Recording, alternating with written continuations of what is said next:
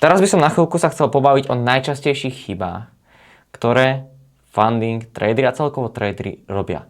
Prvou vecou je obchodovanie počas vyhlásenia fundamentov. V tento moment na trhu nie je žiadna likvidita a môžu nastať extrémne výstrely smerom hore a smerom dole.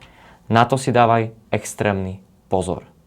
Druhou vecou je to, že majú nastavené stop loss take profity na základe nejakého fixného čísla bodov, tikov alebo pipov.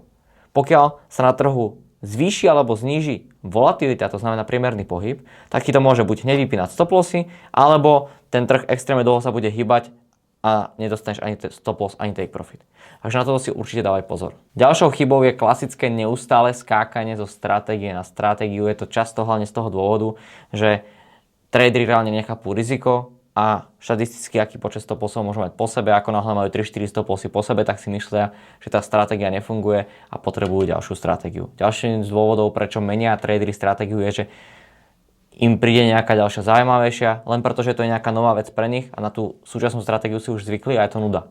Ale trading je práca, má to byť nuda.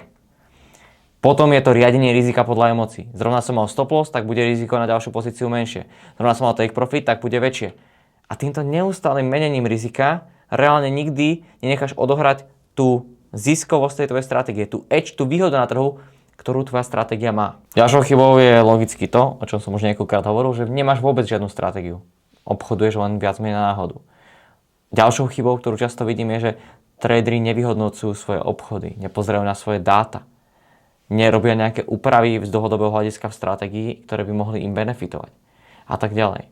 A poslednou vecou je to, že vnímaš ten funding ako lotériu, ako šancu získať veľký kapitál, aj napriek tomu, že sám ešte nevieš obchodovať.